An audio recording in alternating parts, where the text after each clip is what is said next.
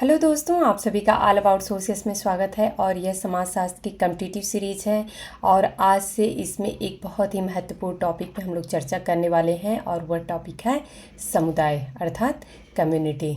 समुदाय चूँकि एक बहुत ही अपने आप में विस्तृत टॉपिक है, तो इसके बारे में हम लोग थोड़ा थोड़ा करके समझेंगे, क्योंकि अगर एक ही साथ सारे टॉपिक को हम लोग समुदाय से संबंधित जो भी फैक्ट्स हैं या फिर उनकी जो परिभाषाएं हैं, अगर सारे जो तथ्य हैं उनको एक साथ अगर हम लोग सम्मिलित कर लेंगे तो समझने में थोड़ी दिक्कत होगी। इसलिए हम लोग उसको छोटे छोटे भाग में बांट के और फिर उसको हम लोग समझेंगे, ताकि आप लोगों को भी आसानी रहे कि हम उसे आसानी से समझ सकें या कवर कर सकें। तो चलिए हम लोग प्रारंभ करते हैं कि आखिर में समुदाय होता क्या है और विभिन्न विचारकों ने इसके बारे में क्या विचार दिए हैं। यहाँ पे जब भी समुदाय की बात आती है तो मैकाइवर की बात ज़रूर आती है। इनकी एक महत्वपूर्ण पुस्तक है सोसाइटी। इसमें इन्होंने लिखा है कि समाज के बाद प्राथमिक अवधारणाओं में दूसरा स्थान समुदाय का है। तो इन्होंने पहला स्थान बताया जो प्राथमिक अवधारणाएं हैं समाज से संबंधित, तो इसमें सबसे पहला तो समाज ही आता है और दूसरा समुदाय का होता है।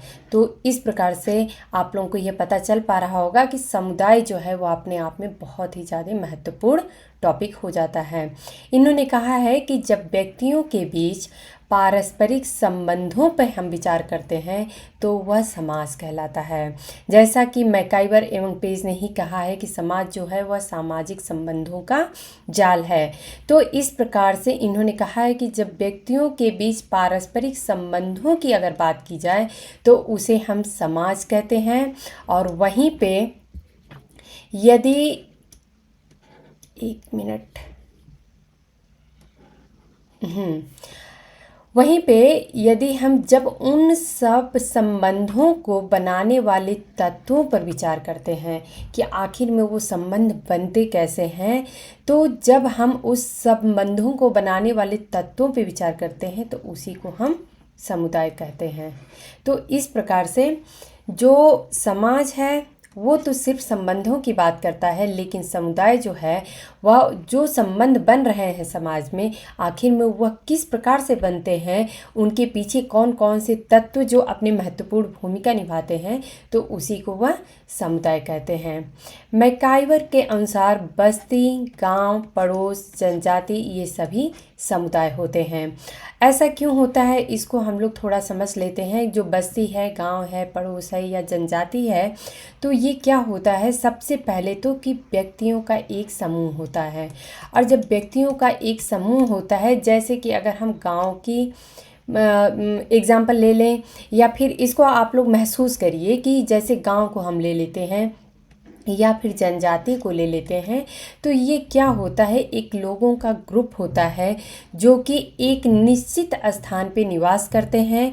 और उनमें जो जब निवास करते हैं तो चूँकि एक दूसरे पे निर्भरता पाई जाती है, तो कहीं ना कहीं इनमें सामुदायिक भावना पाई जाती है।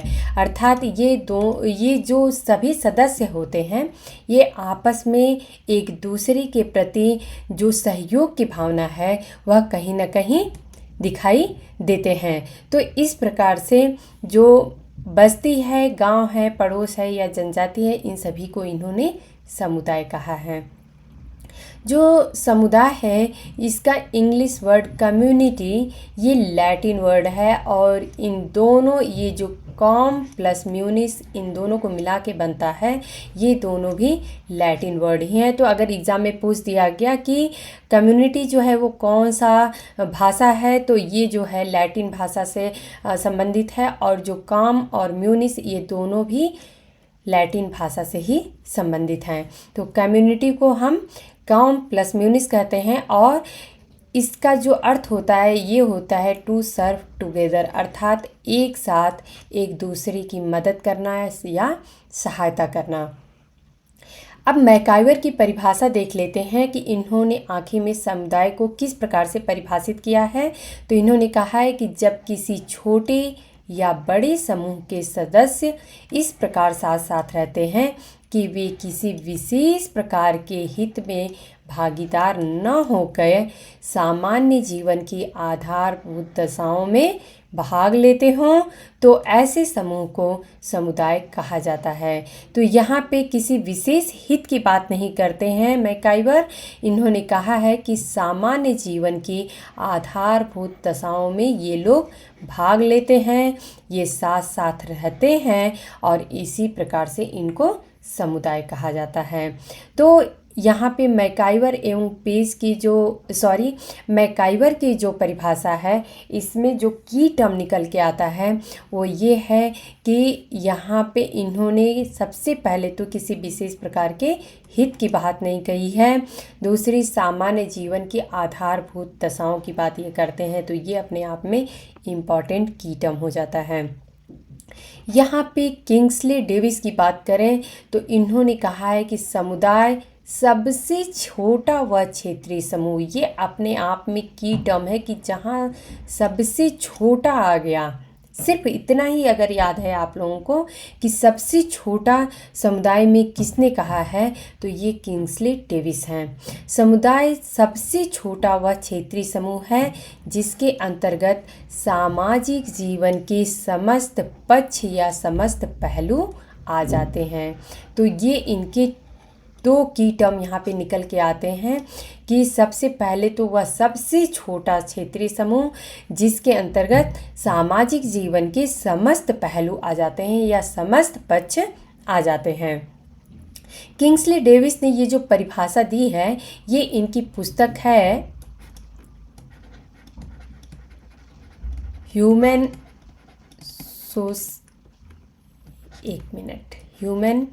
सोसाइटी। तो ये इनकी पुस्तक है, इसी में इन्होंने ये परिभाषा दी है। अब मॉरिस गिन्सबर्ग की बात करें तो इन्होंने कहा है कि सामान्य जीवन व्यतीत करने वाले सामाजिक प्राणियों के समूह का नाम ही समुदाय है। तो इनकी परिभाषा सबसे सरल है, इन्होंने सीधे बोल दिया है कि सामान्य जीवन व्यतीत करने वाले जो सामाजिक प्राणियों का समूह होता है उसी को समुदाय कहा जाता है। यहाँ पे लूमले का विचार है कि समुदाय जो है, लूमले कहते हैं कि समुदाय से तात्पर्य लोगों के किसी स्थान पर एकत्रित रहने। ये यहाँ पे हमको कुछ की टर्म्स इनके मिलेंगे लूमले के कि सबसे पहले कि किसी स्थान पे एकत्रित रहने की बात करते हैं जिनमें ऐसे लोग जिनके हित समान हों या भिन्न हों। तो यहाँ पे हित समान भी हो सकते हैं या भिन्न भी हो सकते हैं और जिनके हितों को पूरा करने के लिए निम्न संस्थाएं बनी हुई हों, तो ये विभिन्न संस्थाओं के भी बात करते हैं।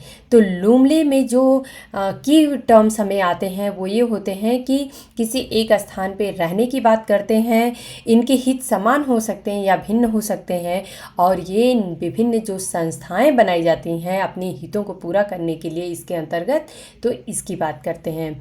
तो लूमले की ये परिभाषा है कि समुदाय से तात्पर्य लोगों के किसी स्थान पर एकत्रित रहने का नाम है जिसमें ऐसे लोग जिनके हित समान हो या भिन्न हों और जिनके हितों को पूरा करने के लिए निम्न संस्थाएं बनी हुई हों। बोगार्डस का कथन है कि ऐसा सामाजिक समूह जिसमें कुछ अंश तक हम की भावना, ये इनकी की टर्म्स है कि कुछ अंशों में हम की भावना या कुछ अंश तक हम की भावना होती है जो एक निश्चित क्षेत्र में रहता हो उसे समुदाय कहते हैं। तो बोगार्डस कहते हैं कि ऐसा सामाजिक समूह जिसमें कुछ अंशों तक हम की भावना पाई जाती है और जो एक निश्चित क्षेत्र में रहता है उसे ही हम समुदाय कहते हैं। किम्बॉल यंग का कथन है कि समुदाय एक ऐसा समूह है जो एक ही संस्कृति के तहत, तो यहाँ पे संस्कृति की बात करते हैं किम्बॉल यंग, एक ही संस्कृति के तहत एक स्थान में रहता है तथा जो अपनी प्रमुख क्रियाओं के लिए एक सामान्य भौगोलिक केंद्र से प्रभावित होता है। तो यहाँ पे दो की टर्म्स निकलते हैं, एक भौगोलिक क्षेत्र या भौगोलिक केंद्र की बात और दूसरी संस्कृति की बात किम्बॉल यंग करते हैं। तो समुदाय की कोई ऐसी परिभाषा जिसमें संस्कृति और भौगोलिक क्षेत्र या भौगोलिक केंद्र की बात आए तो यहाँ पे किम्बॉल यंग हो जाएंगे। आकबर्न एवं निमकाप का कथन है कि एक सीमित स्थान में रहने वाले सामाजिक जीवन के संपूर्ण संगठन को समुदाय कहते हैं। तो यहाँ पे संपूर्ण संगठन जो है ये की टर्म्स हो जाता है और एक सीमित स्थान। तो यहाँ पे आकबर्न एवं निमकाप के कथन में की टर्म एक सीमित स्थान और संपूर्ण संगठन जो है इसी को समुदाय कहते हैं। तो यहाँ पे आप लोग याद रखिएगा कि सिर्फ पूरी परिभाषा अगर ना याद है कोई दिक्कत नहीं है, अगर सिर्फ इसका की टर्म्स भी आप लोगों को पता है तो आप लोग आसानी से क्वेश्चन अटेम्प्ट कर लेंगे। यहाँ पे आकबर्न, सिर्फ आकबर्न की बात यदि करें तो इन्होंने कहा है कि समुदाय का विचार पड़ोस से प्रारंभ होकर संपूर्ण विश्व तक पहुंच जाता है। तो ये अपने आप में एक महत्वपूर्ण कथन है। आप लोगों से एग्जाम में ये पूछा जा सकता है कि यह किसका विचार है कि समुदाय का विचार पड़ोस से प्रारंभ होकर संपूर्ण विश्व तक पहुंच जाता है। तो ये कथन आकबर्न का है। अब यहाँ पे बोदिन का कथन देख लेते हैं कि बोदिन कहते हैं कि समुदाय सभ्यता की सच्ची नैतिक इकाइयाँ हैं। यहाँ पे नैतिक इकाइयों की अगर बात आए तो यहाँ पे बोदिन हो जाएंगे। बोदिन कहते हैं कि समुदाय सभ्यता की सच्ची नैतिक इकाइयाँ हैं क्योंकि इसके अंतर्गत व्यक्ति के व्यवहारों पर प्रत्यक्ष रूप से नियंत्रण रखा जाता है। तो इस प्रकार से कहीं ना कहीं ये मोरालिटी अर्थात नैतिकता की बात करते हैं। और जहाँ पे नैतिक इकाइयाँ अगर आती हैं परिभाषा में तो वहाँ पे बोदिन हो जाएंगे। यहाँ पे समुदाय से संबंधित आगे में समुदाय की विभिन्न विशेषताएं कौन कौन सी हैं इसको हम लोग समझ लेते हैं। तो समुदाय में एक निश्चित क्षेत्र पाया जाता है अर्थात एक डेफिनिट एरिया होती है। इसमें सामुदायिक भावना पाई जाती है अर्थात कम्युनिटी फीलिंग या हम की भावना बोल सकते हैं कि वी फीलिंग पाई जाती है। तीसरा है कि सामान्य जीवन एवं संस्कृति अर्थात कॉमन लाइफ एवं कल्चर पाया जाता है क्योंकि यहाँ पे सभी लोग जो होते हैं वो एक समान उनका जीवन जीने का तरीका होता है, लाइफ स्टाइल होती है। तो उस कहीं ना कहीं हमें कॉमन लाइफ पाया जाता है, कहीं ना कहीं कॉमन लाइफ देखने को मिलता है। इसका अपना एक विशिष्ट नाम होता है अर्थात स्पेसिफिक नेम होता है। कहीं ना कहीं हर समुदाय का कुछ नाम पाया जाता है। इसका स्वतः विकास होता है अर्थात स्पॉन्टेनियस ग्रोथ होता है अर्थात ये कहीं भी इसका विकास खुद ही होता है ना कि इसका कोई विकास करता है। जिस प्रकार से हुआ कि जैसे ही अगर मान लेते हैं एक गांव की हम ले लेते हैं तो वहाँ पे गांव अपने आप बनता है ना कि गांव को बनाया जाता है।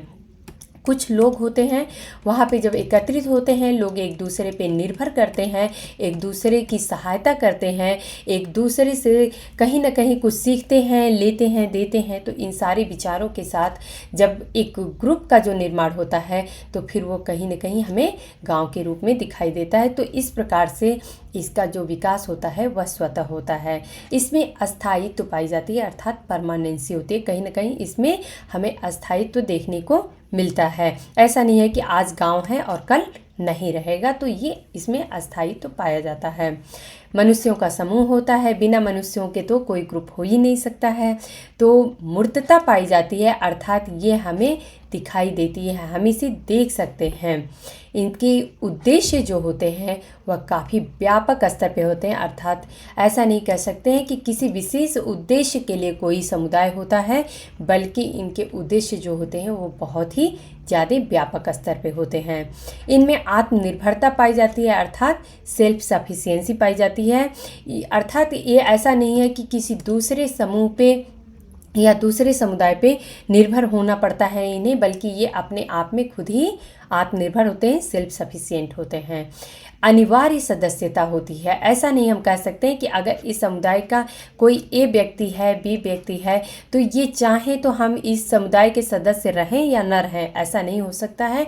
अगर इस समुदाय में हमारा जन्म हुआ है तो कहीं ना कहीं ये जो समुदाय है उसकी सदस्यता हमें माननी ही पड़ेगी। हम उसे ऐसा नहीं कह सकते हैं कि हम इसकी सदस्यता को नहीं मानेंगे। तो अनिवार्य सदस्यता पाई जाती है और इसमें इसमें साधन और साथ ही ये दोनों होता है। तो समुदाय जो होता है ये साधन भी होता है, कुछ उद्देश्यों को प्राप्त करने के लिए हम समुदाय को देखते हैं, और कहीं ना कहीं ये अपने आप में साध्य भी होता है। तो ये मीन्स और एंड्स दोनों होता है। तो इसको आप लोग ध्यान रखिएगा। जबकि वहीं पे जो समिति होती है, वह समिति जो होती है वो चूँकि किसी उद्देश्य को लेके बनाई जाती है, तो ये सिर्फ और सिर्फ साधन होती है, किसी उद्देश्य की पूर्ति के लिए एक साधन का काम करती है। जैसे ही उद्देश्य पूर्ण हो जाता है, समिति को हम समाप्त कर सकते हैं। तो दोस्तों, ये आज समुदाय की जो कुछ परिभाषाएं थी विभिन्न विचारकों की वो थी, और उसकी विशेषताएं कौन सी हैं ये है। समुदाय में और भी महत्वपूर्ण टॉपिक हैं जिसको हम लोग आगे की कड़ी में कंटिन्यू रखेंगे। और अगर आप लोगों को मेरा लेक्चर पसंद आता है तो आप लोग अपने दोस्तों में शेयर करिए, लाइक करिए, चैनल को सब्सक्राइब करिए, हमें भी मोटिवेट करिए, हमें अच्छा लगेगा। कुछ कमेंट करिए। बस, धन्यवाद।